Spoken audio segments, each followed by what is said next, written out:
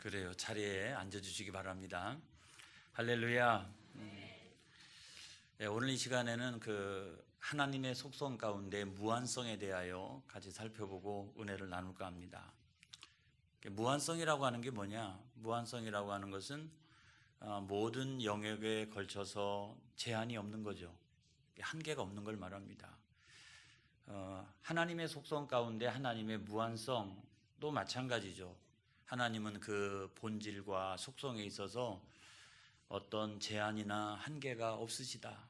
그래서 하나님은 온 우주 안에 충만하시다. 할렐루야. 하나님은 자유하시다. 어떤 제한이나 한계나 구속이나 이런 것들을 절대로 받지 않으시는 분이다. 이런 말씀이에요. 여러분, 여기에는 그 세 가지 측면이 있는데요. 우리가 그냥 가장 이해하기 쉽게 세 가지 측면이 있어요. 하나는 뭐냐면 본질적인 측면에서 그렇다. 그리고 또 다른 하나는 시간적인 측면에서 무한하시다. 또 공간적인 측면에서 무한하시다. 다른 거 여러 가지로 우리가 살펴볼 것이 있지만 그 세 가지만 살펴봐도 우리가 하나님이 어떠한 분이신가 하는 것을 잘 알 수가 있겠습니다. 그래서 첫 번째로 보면 하나님은 본질적인 측면에서 무한하시다. 그거는 절대적인 어떤 완전성을 가지고 있다. 이런 말이에요. 그래서 본질이 무한하시다 이 말이에요. 본질이. 그만큼 절대적인 완전성을 가지고 있다. 우리가 하는 속담 가운데 이런 말이 있잖아요. 옥에도 티가 있다. 그 말은 뭐냐면 모든 사물이 아무리 완벽해도 다 거기에도 흠결이 있다는 거죠. 흠도 있고 결점도 있고. 근데 사물만 그런 게 아니고 인간도 어떤 사람은 가장 멋있고 최고의 인간인 것 같고 다 모든 것을 누리고 있는 것 같지만 사실은 가만히 들여다보면 거기에도 흠결이 있더라. 흠결이 있더라.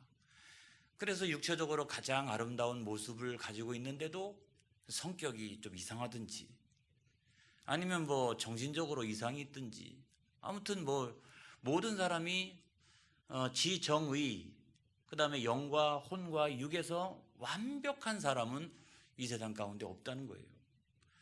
그래서 아주 유명한 독일의 문학가의 시인이었던 괴테가 이런 얘기를 했어요. 완전 무결한 것은 하나님의 본성이요. 할렐루야. 그 완전 무결함을 바라보고 나아가는 것은 인간의 본성이다. 그렇게 이야기를 했습니다. 그러니까 완전 무결하신 분은 하나님 한 분밖에 없고 인간이 그와 같은 하나님의 온전하신 성품을 배우기 위해서 노력하지만 인간은 그렇지 못하다라고 하는 것을 우리들에게 이야기해 주고 있는 거잖아요. 전 세계에 많은 속담들이 있습니다, 여러분. 재미있는 속담도 있고 그렇지 않은 속담도 있는데 어떤 속담이 속담으로 정착되어지기 위해서는 역사적인 검증 과정이 꼭 있어야 됩니다. 그리고 나중에 보면 모든 사람들이 공감하는 어떤 진리 수준에 이르는 것을 우리가 속담이라고 말을 합니다. 그런데 우리나라의 속담 가운데 이런 속담이 있죠. 털어서 먼지 안 나는 사람이 없다. 재밌잖아요, 그렇죠? 이야, 속담도 얼마나 비유가 은유가 기가 막힙니까, 여러분? 모든 사람은 아무리 대단한 사람인 것처럼 보이고 아무리 완벽한 사람인 것처럼 보여도 모든 사람은 다 이렇게 훑어보고 스캔해보면 다 흠결이 있더라 이런 말인데 또 독일의 속담 가운데 이런 속담도 있습니다. 모든 현자는 다 허점이 있다. 재미가 하나도 없죠. 독일 사람들의 속담도 재미가 없어. 속담도 아주. 그런데 터키 속담은 조금 재미있는 속담이 있어요. 목수의 집은 지붕이 없다. 이런 게 있어요. 목수의 집은 지붕이 없다. 그 말은 뭡니까? 목수가 집을 짓는 사람이잖아요. 그런데 집을 짓는 사람인데 자기네 집은 지붕이 없대요. 이 말은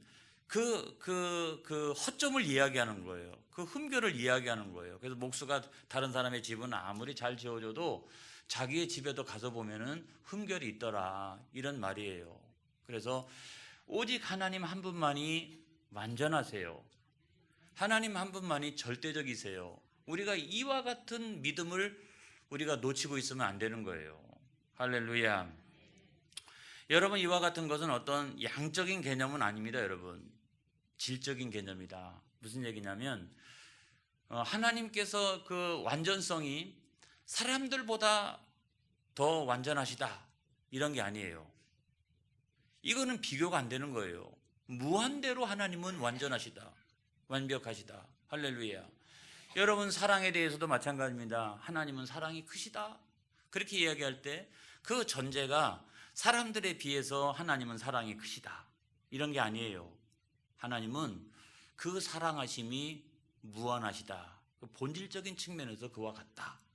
그래서 하나님의 어떤 완전성이나 절대성은 비교 불가해요. 비교할 수가 없어요. 세상의 모든 피조물이 그것과 이렇게 비교할 수 있는 게 아니에요. 여러분, 성경 말씀을 우리가 한번 찾아보도록 하겠습니다. 로마서 8장 38절로부터 39절에 있는 말씀, 로마서 8장 38절로부터 39절에 있는 말씀 한번 찾아보도록 하겠습니다. 여기에 보면 하나님의 사랑에 대한 말씀이 나와 있는데요. 자, 영상을 다 같이 한번 보면서 읽어보겠습니다. 시작. 내가 확신하노니 사망이나 생명이나 천사들이나 권세자들이나 현재일이나 장래일이나 능력이나 높음이나 깊음이나 다른 어떤 피조물이라도 우리를 우리 주 그리스도 예수 안에 있는 하나님의 사랑에서 끊을 수 없으리라. 할렐루야. 이걸 보면은 하나님의 사랑은 본질적으로 무한대라는 거예요. 한이 없다는 거예요. 근데 그런 하나님의 사랑만이냐, 하나님의 거룩하심 또는 의로우심, 어떤 인자하심, 신실하심, 긍휼하심, 이런 모든 영역에 있어서도 하나님은 완전하세요. 절대적이세요. 그래서 그것을 나타내는 성경의 말씀이 또 어디 있느냐? 요한계시록 7장 12절에 있는 말씀을 다 같이 한번 보겠습니다. 요한계시록 7장 12절에 있는 말씀,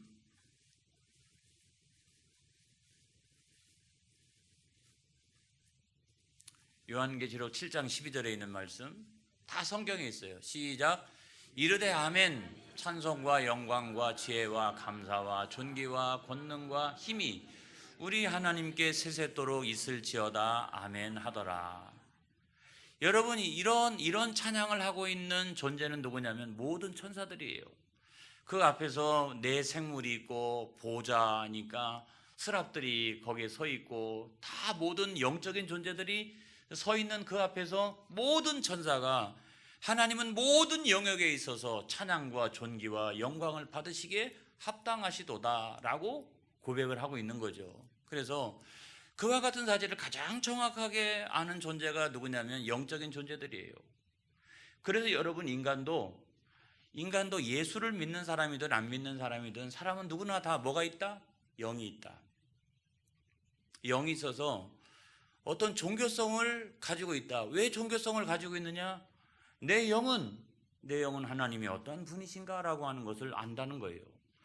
그래서 어떤 사람은 불교를 믿고 어떤 사람은 이슬람을 믿고 어떤 사람은 타 종교를 믿고 어떤 사람은 무속신앙을 믿지만 왜 모든 사람 안에는 그런 종교성이 있느냐?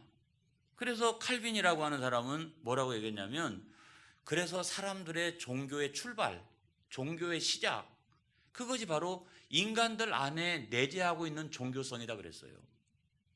모든 사람 안에는 태생적으로 그 안에 영이 있기 때문에 그 영은 하나님이 어떠한 분이신가 라고 하는 것을 아는데, 문제는 어떤 사람은 좀 잘못된 길로 가기도 하고 어떤 사람은 성경 안에서 제대로 이렇게 바르게 하나님을 보고 있기도 하고 그런 차이가 있지만, 모든 사람들은 영이 있어서 막연하게 하나님의 존재가 어떠한 분이신가 라고 하는 것을 알고 있다라고 하는 이야기예요. 칼빈이 굉장히 그 영적으로 깊은 해안을 가지고 있다라고 생각합니다. 이래서 우리 인간이 그런 절대적인 그 완전성을 가지고 있는 하나님 앞에서 나타내야 될 태도란 무엇이냐 하는 걸 생각해 보면, 첫 번째로 인정이에요. 인정. 그런 하나님을 내가 인정하고, 두 번째로는 감사하고, 세 번째로는 찬송하고, 네 번째로는 순종하는 거죠. 할렐루야. 그것이 우리가 보여야 할 마땅한 태도다, 그런 얘기고요. 그 다음에 우리가 두 번째로 무한성의 두 번째 측면은 시간적인 측면입니다. 여러분, 그걸 우리가 뭐라고 얘기하냐면 영원성이다 그렇게 말합니다. 영원성이다. 그래서 그것 역시도 양적인 측면에서 말하는 게 아니에요. 질적인 측면에서 말을 하는 거예요. 그러니까 인간들보다도 이전에 하나님 계셨다, 또 인간들보다도 이후에 하나님 계신다, 이런 말이 아니라 하나님은 아예 모든 시간을 초월해서 계신다. 영원하게 계신다. 그래서 하나님은 처음과 나중이신데 하나님은 그 처음에 이전이시고 하나님은 그 나중에 이후이시다. 그래서 하나님에게는 시작과 끝이 없어요. 할렐루야. 요번 주에 전국 목회자 축구대회가 있었는데 광주에서 목회하는 광주 노회에서 목회하는 제 동기 목사가 전화가 왔어요. 오 목사, 우리가 우승했어. 그래서 자네가 뛰어서? 그랬더니 자기가 뛰었는데 우승을 했다는 거예요. 기가 막혀가지고. 나이가 얼만데. 그래서 자세히 얘기해봐 그랬더니 1부 리그는 아니고 2부 리그에서 우승을 했다는 거예요. 그래서 여기저기 알아보니까 2부 리그에서 우승하는 건 아무것도 아니에요. 1부 리그 안에 못 들어간 사람들끼리 모여가지고 하는 게 2부 리그인데 거기서 우승했다고 너무 좋아하더라고요. 그래서 자기는요 17년 동안 2부 리그에서만 있었대요. 17년 동안. 그리고 요번에 우승을 했다는 거예요. 그러면서 하는 말이 인자 평화를 누리려고 그래. 그렇게 얘기하는 거예요. 이제 그 말은 어떤 말이냐면 이제는 더 이상 안 된다는 거예요. 50대 중반이 넘어가니까 이제는 더 이상 안 된다는 거예요. 내가 지금까지는 막 우겨가지고 2부 리그라도 나올 수 있도록 최선을 다하고 몸도 관리하고 막 그렇게 했는데 이제는 더 이상 안 된다는 거예요. 인자 내가 평화를 누리려고 그래 라고 저한테 얘기를 하는 거예요. 여러분, 이걸 우리가 생각해 보면 아무리 사람이 노력하고, 그 친구는요 옛날에 굉장히 학교 다닐 때 뚱뚱했어요. 막 테니스 치고 달리기 하고 이래가지고 몸매를 쫙 이렇게 잘 만들어 놓은 그와 같은 친구인데 거봐, 그래도 소용없잖아.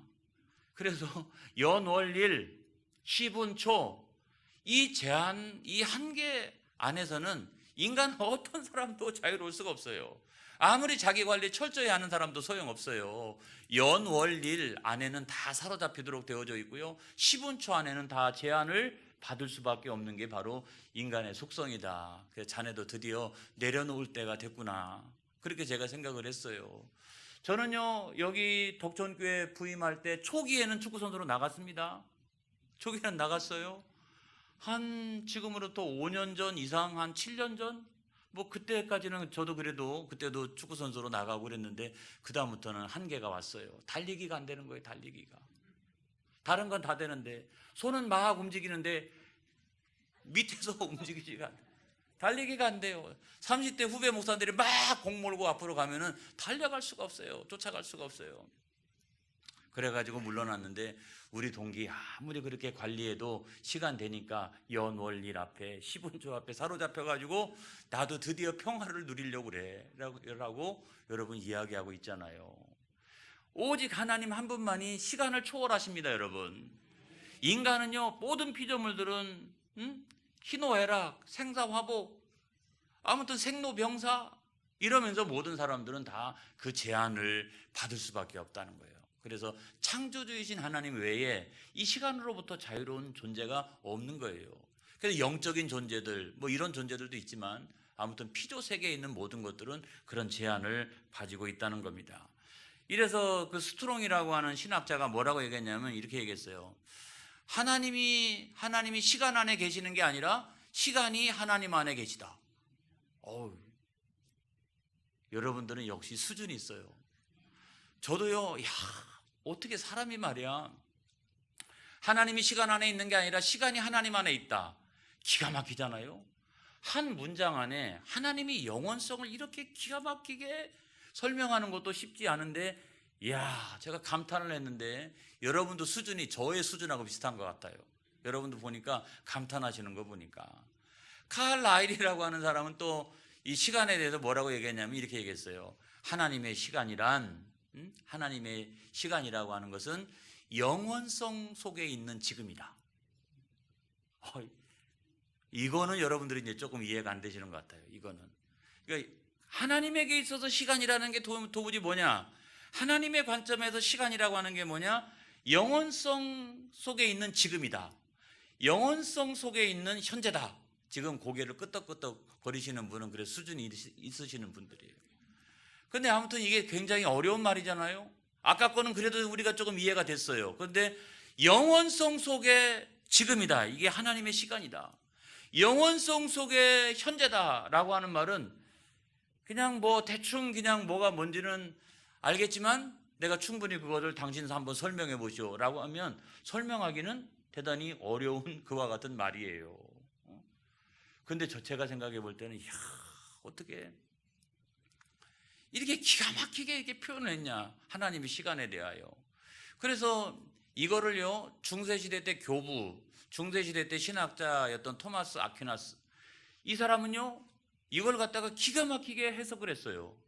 우리는 이 그 영원성 속에 있는 이 하나님의 시간, 영원성 속에 있는 지금, 영원성 속에 있는 현재에 대하여 목사님 한번 설명을 해보시오라고 하면 그냥 뭐 하나님의 시간이란 영원한데 과거도 현재요, 뭐 지금도 현재요, 미래도 현재요. 하나님 안에서는 모든 것이 다 현재다. 그래가지고 첫날이 하루와 같고 하루가 첫날과 같도다. 뭐 이렇게 제가 설명할 수 있어도, 제가 그렇게 설명해도 여러분들은 알긴 아는 것 같기도 하고 모르는 것 같기도 하고 이러는데, 이분은 아주 기가 막히게 이거를 아퀴나스는 이거를 설명을 했는데 뭐라고 설명했냐면 높은 탑으로 얘기했어요. 높은 탑. 자, 인간에게 있어서 시간이란 뭐냐? 인간에게서 시간이란 길가에 있는 좁은 문에서 보는 것이다 그랬어요. 자, 사람들이 막 행렬이 이렇게 쫙 하고 이렇게 지나가고 있어요. 그런데 내가 길가로 나 있는 좁은 문이 있잖아요. 이게 좁은 문.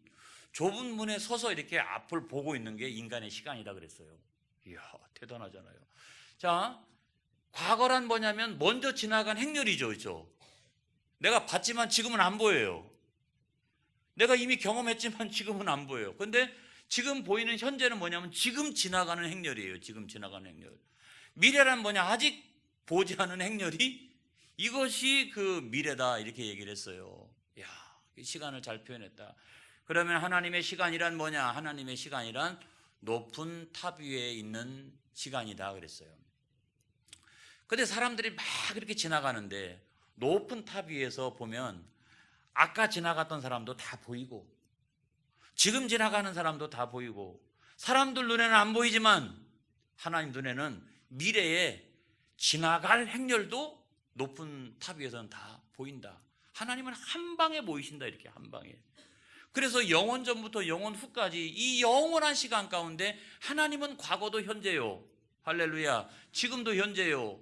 또 미래도 현재요. 다 지금이고 현실이라는 거예요. 하나님은 그거를 다 보고 계시는 거예요. 할렐루야. 그것이 바로 하나님의 시간이다.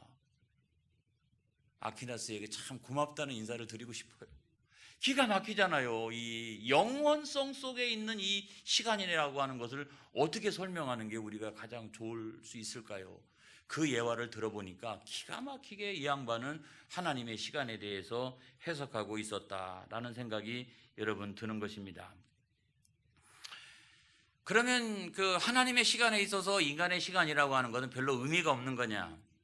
인간의 시간이라고 하는 것은 그렇진 않아요. 자, 인간의 시간이 하나님의 시간에 있어서는 사실은 하나님 편에서 보면 별로 의미가 없어요. 하나님은 이미 다 알고 계세요. 그렇죠? 우리의 과거와 현재와 미래에 되어질 일을 하나님 다 알고 계시는데, 문제는 하나님은 무한하시지만은 우리 인간은 유한하잖아요. 그래서 생로병사, 그래가 태어나지만 나중에 늙어가지고 병들어서 죽도록 되어져 있잖아요. 이런 한계성 속에 있는 것이 우리 인간의 시간인데, 하나님의 구원의 역사는 어디서 전개가 되어지느냐? 인간의 한계가 있는 그 속에서 하나님의 구원의 역사는 전개가 되어진다는 거예요. 그래서 우리의 과거를 하나님 용서해 주시고, 할렐루야. 또 현재의 연약함을 하나님께서 이해해 주시고, 우리의 미래를 하나님께서 축복하시고, 할렐루야. 이것이 우리 인생 아니겠어요? 이게 구원사 아니겠어요? 우리의 과거라는 것은 예수님 만나기 전에 죄 짓고 내 마음대로 살아가던 나, 그래도 예수 믿어가지고 그러면 완벽해지는 거냐? 그렇지 않고 여전히 또 흠도 많고 또 부족하기도 하고 회개할 것도 많고 이렇게 살아가고 있는 연약한 나도 하나님은 충분히 이해하시고 그러면서 나에게 구원과 영생과 천국을 예비하셨나니 그 하나님의 은혜가 얼마나 감사한가. 할렐루야. 우리는 그런 하나님의 속성을 같이 공부하면서 하나님의 은혜가 너무 감사하다 이런 생각이 여러분 드는 거예요. 내 과거도 있는데 이 과거도 구원론적인 관점에서 하나님 이렇게 보지 아니하시고 현재 연약함도 하나님 충분히 납득하시고 이해하시고 그리고 그런 나를 향하여 구원과 영생과 천국을 준비했다라고 하면 내 평생의 삶을 드려도 아깝지 않도다. 할렐루야. 그것이 뭐냐면 하나님의 무한하신 하나님이 유한하신 인간들 속에 들어오셔서 개입하시기 때문에 그래도 인간의 역사는 의미가 있다. 우리의 인생이 찰나와 같은 인생이지만 어떻게 해요? 지난주에 제가 말씀드렸죠. 눈이 부시게 살아갈 이유가 바로 거기 있다는 거예요. 왜냐하면 그 짧은 찰나 안에 영원하신 하나님의 구원의 역사가 다 촘촘하게 있어서 누굴 만나가지고 전도를 받고 예수 믿고 마음의 문이 열리고 그 다음에 열심히 주의 일을 헌신하고 충성하다가 나중에 하나님 부르시면 그 나라에 올라가게 되니 나는 찰나와 같은 인생이지만은 다른 사람과 같지 않도다. 내 인생은 찰나지만 눈이 부시다. 할렐루야. 그런 인생을 우리가 살아가게 되니까 하나님의 속성을 알면 우리가 얼마나 존귀하고 보배로운 존재인지 여러분 알 수가 있다는 것입니다. 자, 또 성경 말씀을 한번 찾아보도록 하겠습니다. 시편 102편 12절 한번 보겠어요. 시편 102편 12절과 시편 102편 26절 27절 한번 보도록 하겠습니다. 하나님의 영원성에 대하여 이렇게 성경은 말씀하고 있어요. 시편 102편 12절. 자, 시작. 여호와의 주는 영원히 계시고 주에 대한 기억은 대대에 이르리로다. 아멘. 그 다음에 시편 102편 26절 27절. 102편 26절 27절.